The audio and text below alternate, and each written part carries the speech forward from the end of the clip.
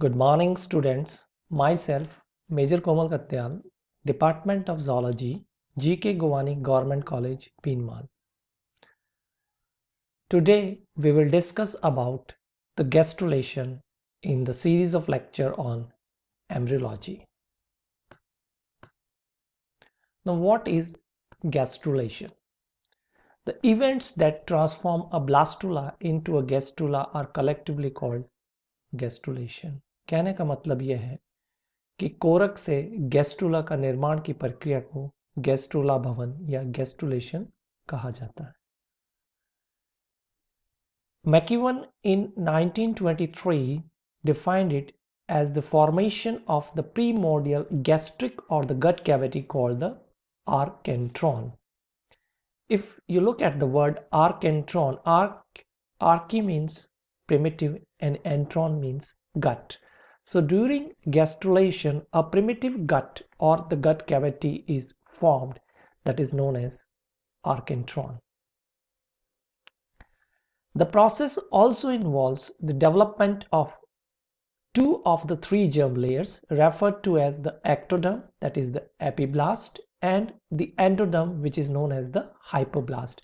Epiblast, it means the layer which is present towards the outer side, and the hypoblast, hypo means below, the layer which is present below the epiblast. As you know, we use most commonly the terms like epidermis and hypodermis, where epi it means the outside and the hypo below the epi. The third layer, which is called the mesoderm, as in the case of triploblastic animal, is the mesoblast, and it is derived from any one of the two or from both. It means we can say in the case of triploblastic animal, there are three layers: the epiblast, then the mesoblast, and the hypoblast. Epiblast for the ectoderm, mesoblast for the mesoderm, and hypoblast for the endoderm.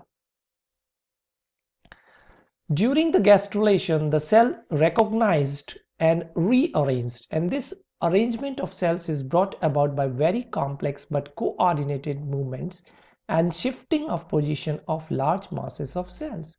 कहने का मतलब ये है, gastrula के दौरान जो भ्रूणीय कोशिकाएं हैं वो अपने आप को रीअरेंज करती हैं, और इस दौरान क्या होता है, एक बहुत ही कोऑर्डिनेटेड मतलब बहुत नियंत्रित अवस्था के अंदर मूवमेंट होते हैं, गतियां होती हैं, और उनका जो स्थान है, स्थान के अंदर बहुत अधिक कोशिकाओं या उनका पूरा का पूरा जो समूह है वो शिफ्टिंग होती है, उसकी एक स्थान से दूसरे स्थान में भ्रूण में प्रतिस्थापित होता है. Balansky in 1970 defined the gastrulation as the process which involves the displacements of parts of the early embryo. As a result, the endodermal and the mesodermal organ rudiments are removed from the surface of the embryo. कहने का मतलब यह है कि भ्रूणीय परिवर्तन के दौरान जो भ्रूण की सतह पर, प्रारंभिक भ्रूणीय सतह पर जो एंडोडर्म और मीसोडर्म के अंग उपस्थित होते हैं, उनके रूडिमेंट्स होते हैं, वो रूडिमेंट्स धीरे धीरे क्या होते हैं, भ्रूणीय परिवर्तन के दौरान, गैस्ट्रुला भवन के दौरान एक्टोडर्म्स के अंदर आ जाते हैं. These are brought into the interior of the embryo, where the respective organs are found in the differentiated animal. It means during the gastrulation, the differentiation also takes place. So it is a rearrangement of the cells of the embryo which takes place by means of formative or morphogenetic movements. The pace of cellular division is slowed down. The growth, if any, is stifling. It means it is very slow. And the rate of oxidation is intensified and the type of metabolism changes. Continuing the prominent features of gastrulation, the nuclei become more active in governing the activities of the embryonic cells. As you know, I told you earlier on that during early cleavage, all the activities are controlled by the cytoplasm. But later on, all these activities are controlled by the nuclei of the developing embryo. The influence of the paternal chromosomes becomes clear during the gastrulation, as the developing embryo consists of maternal and paternal chromosomes. New kinds of proteins that are formerly not present in the egg begin to synthesized. The cell movements during gastrulation create new shapes, new forms in the embryo, and therefore they are known as morphogenetic movements. Gastrula के दौरान जो कोशिकाएं हैं, कोशिकाओं की morphogenetic movement के कारण जो भ्रूण है, भ्रूण एक अलग तरह की आकृति लेता है. The gastrular movements are irreversible in nature. It means each part remains in the position into which it has been brought by the preceding movement. The gastrulation involves an interization of the endoderm and the mesoderm forming zones, which I already told you earlier on that during gastrulation the endodermal and mesodermal organ which are present at the surface of the embryo, they come inside the ectoderm. There are two general processes, one the epiboly and the second one the emboly.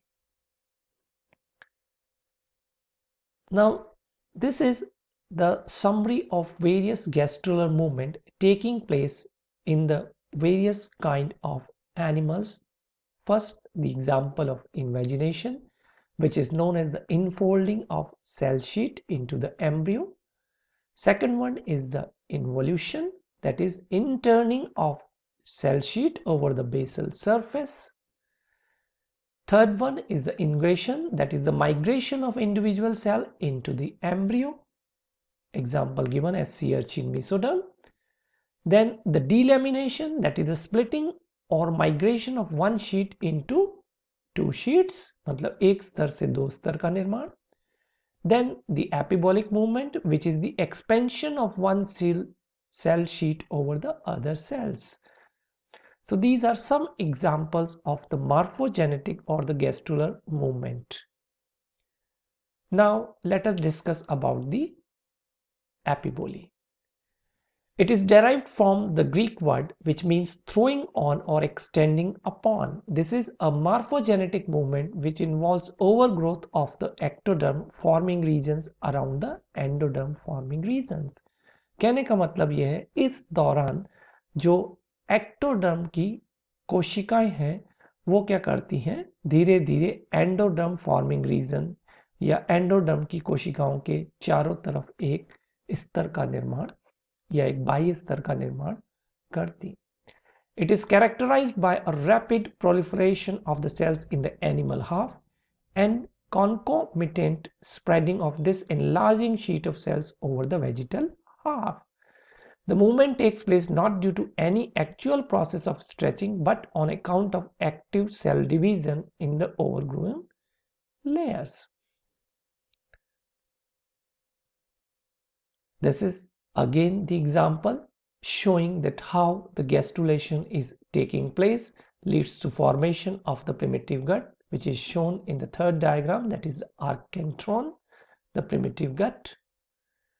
Now this activity is more intense in the region of blastoporal lip and it is enhanced by the surface tension changes which produce a crawling of the cellular rim over the yolk. It means it is the blastopore, the lip of the blastopore, which is mainly responsible for controlling it. In the case of rounded blastulae of amphibians, the prospective ectoderm cells spread over the inwardly moving presumptive notochordal, mesochordal and endodermal blastomere.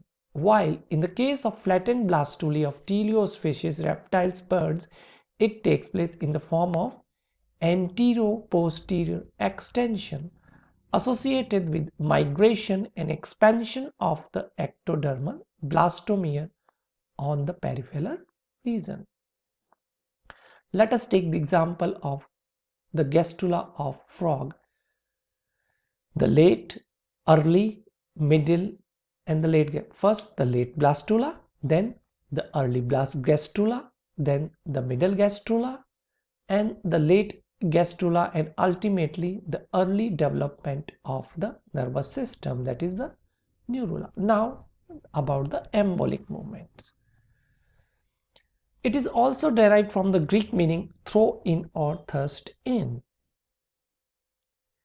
This morphogenetic movement involves the movement of chorda, mesodermal and endodermal blastomere from the external surface of the blastula to the interior of the embryo. It may occur by the following methods.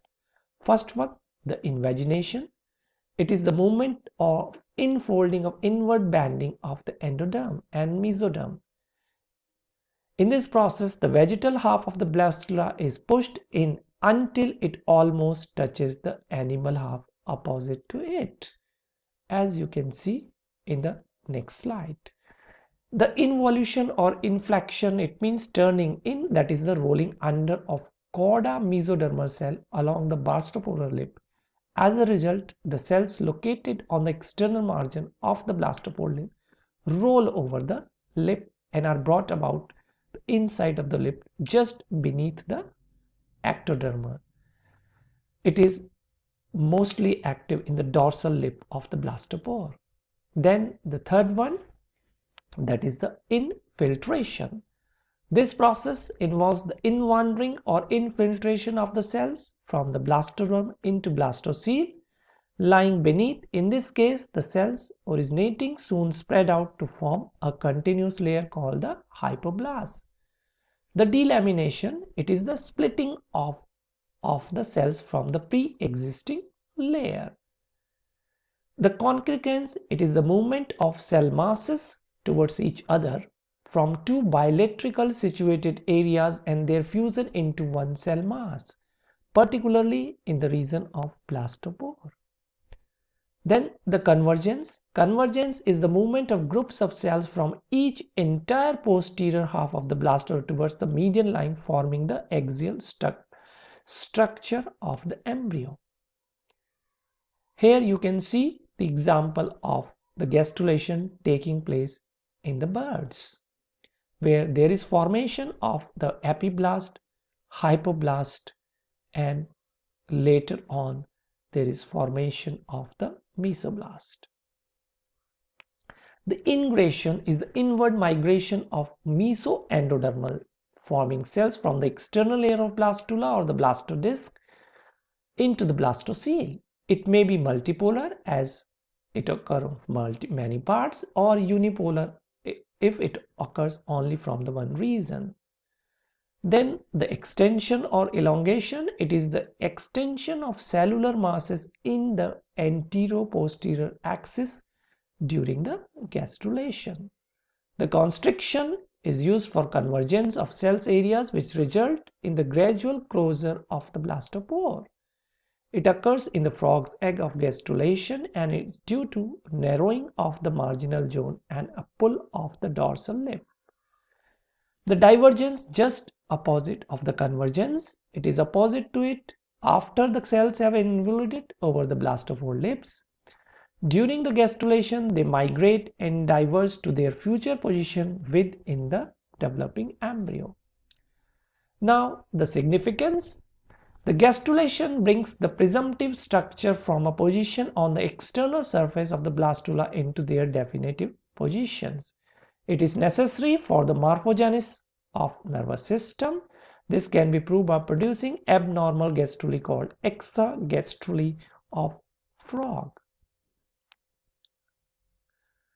Now, during the exagastrulae, actually there is formation of gastrula outside the developing embryo. So this finishes my lecture on gastrulation. Thank you.